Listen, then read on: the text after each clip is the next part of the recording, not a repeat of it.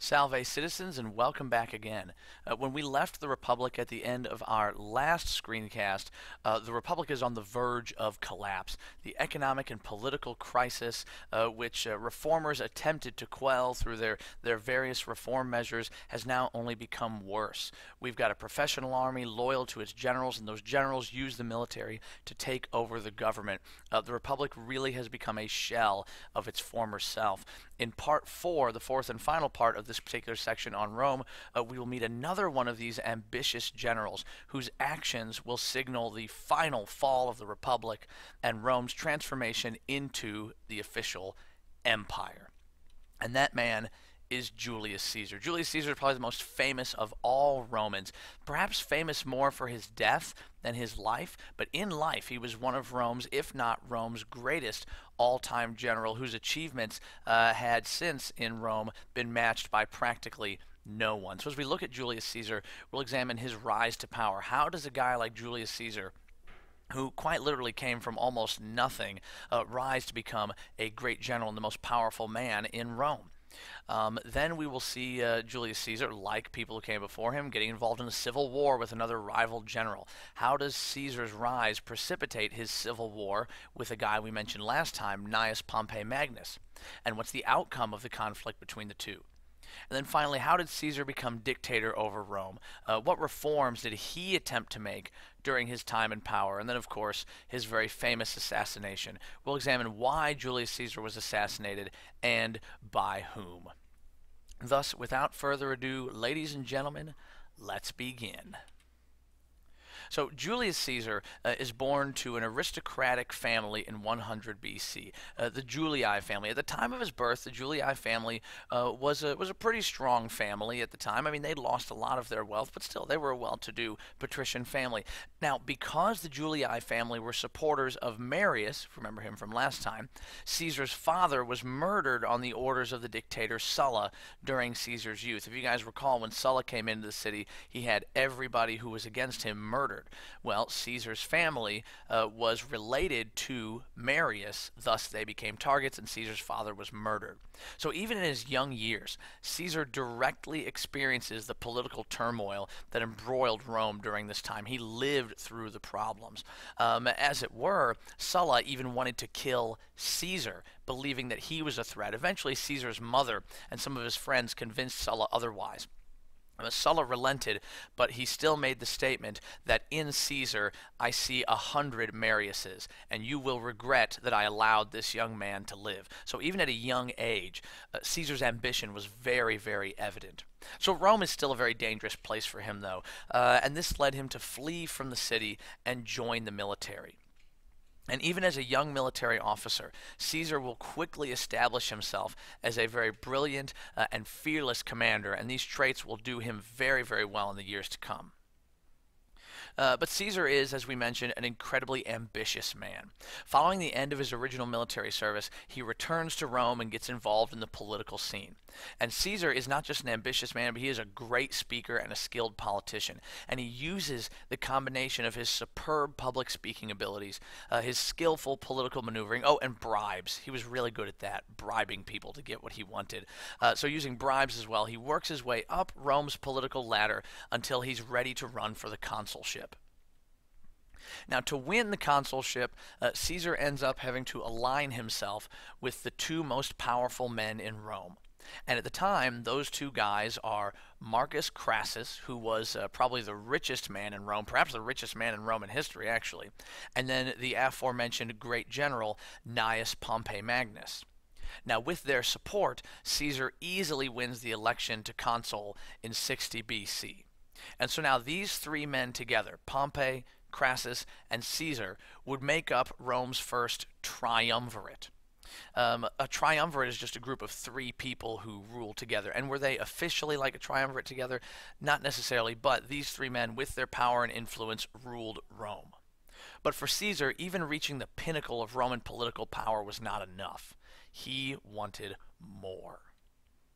And when his consulship ended, Caesar decided to take over the governorship of the province of Gaul. Now, Gaul is what is modern day France. We've mentioned that a few times. And as governor, Caesar becomes the commander of all the Roman legions stationed there. And he wants Gaul specifically because it allows him lots of territory to potentially conquer. He wants conquest. He wants victory in battles, because victory in battle means wealth, it means more power, and it gets him even more notoriety among the people back in Rome. Well, over the next 8 years, Caesar will systematically conquer all the tribes of Gaul and bring all of what is present-day France under Roman control. His military exploits make him, as we thought they would, incredibly rich and incredibly popular with the common people. The common people absolutely love Caesar because he has this knack of sending home these wonderful stories of his military victories, and he loves to send gifts of gold and slaves and food and trinkets back to people in the city of Rome, perhaps because he loves them, as he would say, or perhaps because he wants to win their favor. Either way, he's incredibly wealthy and powerful. But Caesar's wealth, his power, and his popularity are also making the Senate very, very fearful of him, and rightfully so. They fear that with money, a successful army, and the love of the people, Caesar could potentially overthrow them, make himself a dictator, or even make himself a king. And it's during this time that Crassus, one of the original triumvirate, dies. Bad idea, took an army out east, tried to fight the Parthians. He didn't make it. Literally ended up drinking gold. They kind of forced him to do that. Nasty way to die. Anyway, so this leaves only Caesar and Pompey to vie for power in Rome. Now the Senate convinces Pompey to turn on Caesar, to turn on his old friend. And together, Pompey and the Senate vote to strip Caesar of his legions in Gaul, strip him of his governorship in Gaul, and to charge him with treason, so they could force him to return to Rome and stand trial. They are trying to get rid of him because they view him as a threat. Caesar, however, has other ideas. Rather than surrendering and returning to Rome, giving up his armies, he gathers his army, marches them over the Alps and into Italy. Unprepared for war, Pompey and his supporters in the Senate flee from the city of Rome and go into hiding in Greece. Caesar and his legions pursue Pompey in a new civil war until the two finally meet in the climactic battle at Pharsalus in present-day Greece. At the Battle of Pharsalus in 48 BC, Caesar decisively defeats Pompey's army. It's a victory for Caesar. The civil war is in Caesar's hands. Power is in Caesar's hands. Pompey, however, manages to escape, and he flees to Egypt, where he thinks that he'll receive safe haven. Unfortunately, that wasn't really the case, because as soon as Pompey arrived in Egypt, he received a bit of less than a warm welcome, as he was immediately murdered upon his arrival. When Caesar caught up to him in Greece, the Egyptians presented Caesar with Pompey's severed head as a gift, thinking that it would win Caesar's good graces. Well, they were wrong, because even though Caesar and Pompey were great enemies, they had at one time been very, very close friends, a relationship that was much like father and son. And Caesar, incredibly angered at the death of Pompey, decided that while he was in Egypt, he may as well just take over. Oh yeah, and make Cleopatra his lover, and make a baby with her, but that's a whole other story. So with the death of Pompey, Caesar is now the most powerful man in Rome. The Senate, which is now filled with all of Caesar's supporters, votes to make Caesar dictator for life in 45 BC. And as dictator, Caesar, like others who came before him, attempts to make reforms to the system in Rome. Now, in the past, we saw these reforms fall flat on their face and really have more negative consequences than positive outcomes.